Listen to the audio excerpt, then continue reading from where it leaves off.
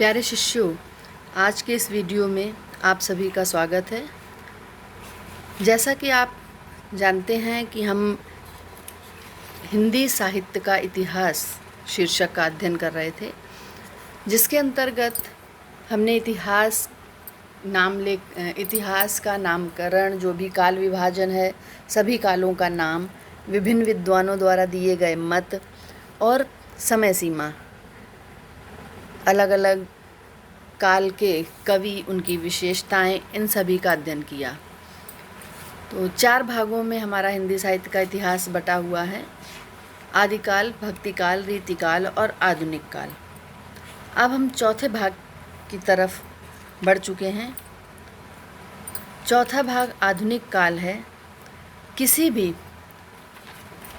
काल को उसकी समय सीमा को बताने के लिए सबसे कठिन कार्य होता है समय सीमा निर्धारण करना, या कहें कि साहित्य के इतिहास में काल का सीमांकन सबसे अधिक जटिल समस्या है। अगर किसी कालखंड का आरंभ किस समय से होता है, इसे हम पूरी तरह से वैज्ञानिक रूप से एग्जैक्टली जिसे कहें कि सही नहीं बता सकते। एक कालखंड दूसरे कालखंड से अपने बदलाव के कारण अलग होता है, कि जैसे भक्तिकाल से रीतिकाल, आदिकाल से भक्तिकाल। तो एक कालखंड से दूसरा कालखंड जब आता है, उसका एक विशेष कारण होता है।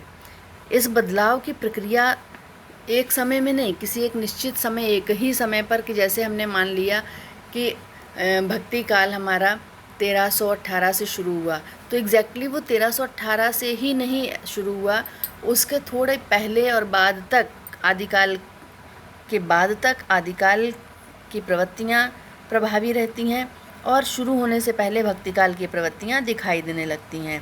बदलाव के चित्र हमारी आर्थिक, सांस्कृतिक स्थितियों, काल रूपों और भाषा में स्पष्टतया दिखाई देने लगते हैं। इसलिए इतिहास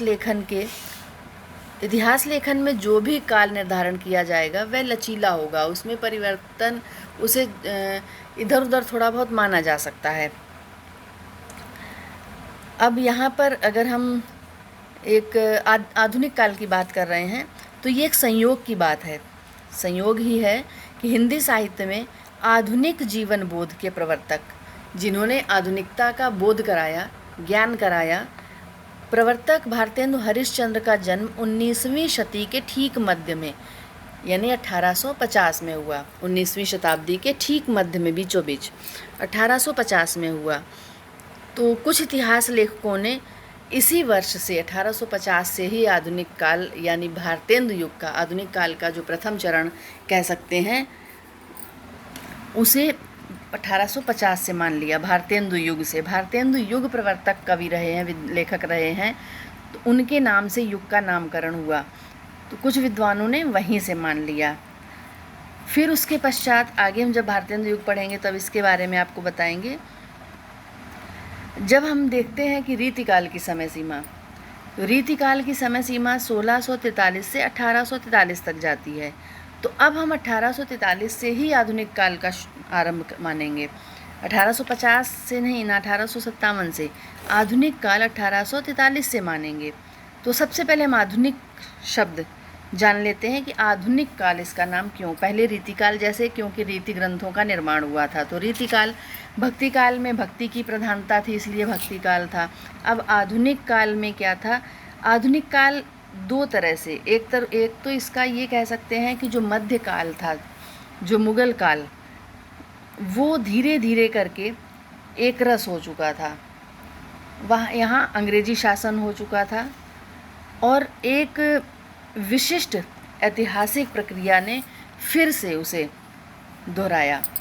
जो मुगल काल के समय हो रहा, जब मुगल आक्रमण हो रहे थे आदिकाल के समय, वही फिर से आधुनिक काल के समय पर भी। क्योंकि यहाँ पर अंग्रेज़ों से लड़ने की, उस समय मुगलों से लड़ने की, अब 1843 में आपको सभी को पता है कि 1857 में प्रथम स्वतंत्रता संग्राम हुआ था। तो जाहिर सी बात है, उससे थोड़ा सा पहले क्रांति जगी होगी, कहीं ना कहीं क्रांति की लौ जला दी गई होगी। तो ये समय था कि जब देशवासी, या जब भारतीय जनमानस पूरी तरह से एक क्रांतिकारी भावना से ओतप्रोत था। और किसी भी काल में कवियों का, लेखकों का ये उद्देश्य और कर्तव्य होता है कि वो वही दर्शाते हैं जो वर्तमान में या तत्काल में चल रहा होता है। अब इसका जो काल विभाजन है, समय सीमा हमने आपको बताया 1843 से अब तक है। अब तक आधुनिक काल, ये जहाँ तक भी, अगर हम 10 साल बाद इसको पढ़ेंगे तब भी वो अब तक कहा जाएगा। क्यों? अब नए किसी काल का नामकरण नहीं हुआ है, आधुनिक काल ही चल रहा है। उसी के अलग अलग भाग किए गए हैं। तो आगे बढ़ते हैं, आधुनिक काल का काल विभाजन देख लेते हैं।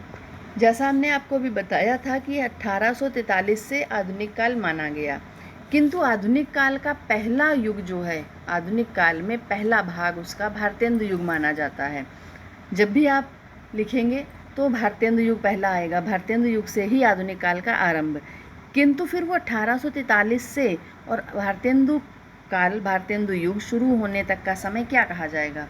उसे भारतेंदु पूर्व साहित्य कह दिया जाता है, क्योंकि भारतेंदु से आने से पहले और विद्वान जो उन्हीं की प्रवृत्तियां लिए हुए लेखन कर रहे थे, और हिंदी खड़ी बोली आरंभ हो चुकी थी।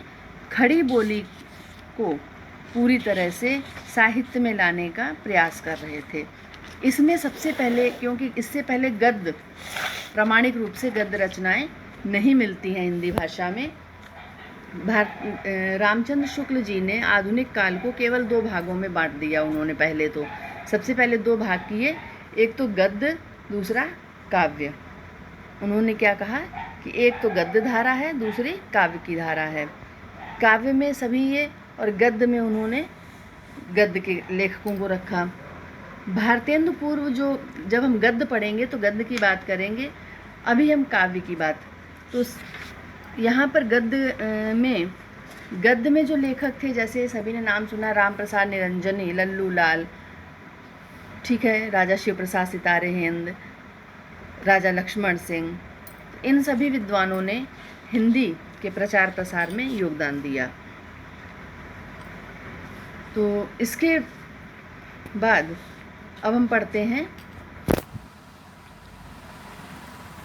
भारतेंदु पूर्व साहित्य की समय सीमा क्या है, 1843 से 1868 तक। फिर उसके बाद भारतेंदु युग शुरू हुआ।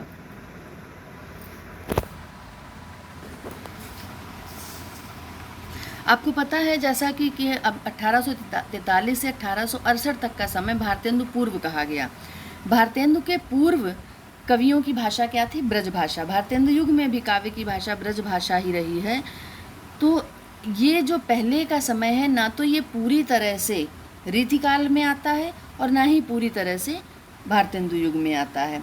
इसलिए इसे आधुनिक काल में जोड़ तो लिया गया, पर कोई नाम नहीं दिया गया, इसे भारतेंदु पूर्व ही कह दिया गया। इसके बाद जो काव्य था भारतेंदु पूर्व का, वो 3 वर्गों में उसे हम बांट सकते हैं। भक्ति की रचनाएं थी, श्रृंगार रस की, और रीति निरूपण, क्योंकि रीतिकाल का प्रभाव चला आ रहा था और भक्ति का भी मिला जुला प्रभाव था। रीति के कारण श्रृंगार रस की अधिकता थी। तो ये 3 विचारधाराएं या 3 प्रकार की कविताएं इस युग में प्रमुख थीं। इसके बाद भारतेंदु पूर्व 1868 से 1900। सबसे बड़ी बात यह है कि ये जो 1868 है, इस समय सीमा को, इस सीमांकन को कुछ विद्वानों ने 1850, किसी ने 1857 और किसी ने 1868 से माना है। इनके सभी के तर्क अभी आपको आगे दिए जाएंगे। पहले हम समय सीमा देखते हैं। आधुनिक काल का जो दूसरा भाग द्विवेदी युग है, सन 1900 से 1918 ईस्वी तक। ये महावीर प्रसाद द्विवेदी जी के नाम पर इसका नाम था। तीसरा है छायावादी युग, सन 1918 से 1936 ईस्वी तक। फिर चौथा छायावादोत्तर 1936 से अब तक। अगर हमसे केवल पूछा जाए कि आधुनिक काल को कितने भागों में, मुख्य भाग जो हैं कितने में बांटा गया, तो मुख्य वो 4 भागों में बांटा गया, भारतेंदु युग, द्विवेदी युग, छायावाद और छायावादोत्तर। पर ये विस्तार से इसके ये सभी भाग हैं। छायावादोत्तर जो 1936 का समय है, 36 से लेकर अब तक के समय को फिर से बांट दिया गया, फिर से उसका वर्गीकरण कर दिया गया। पहला भाग इसका प्रगतिवादी युग जो 36 से लेकर 1943 ईस्वी तक चला, प्रयोगवादी युग 1943 ईस्वी से 1953 ईस्वी तक चला, और नई कविता काल 1953 से लेकर अब तक चल रहा है। फिर इसके आगे नई कविता के भी भेद किए गए हैं, वर्गीकरण किया गया है उसका, कई प्रकार की कविताएं उसमें आई हैं। तो अभी हम यहाँ तक इसी को पढ़ेंगे। सबसे पहले हम पढ़ेंगे भारतेंदु युग। भारतेंदु युग का अध्ययन हम अगले वीडियो में करेंगे। तो ये आधुनिक काल की जो सीमांकन था, जो समय सीमा थी और विभाजन था आधुनिक काल का, ये आपको समझ में आ गया होगा। अगले वीडियो में भारतेंदु युग पढ़ते हैं। धन्यवाद।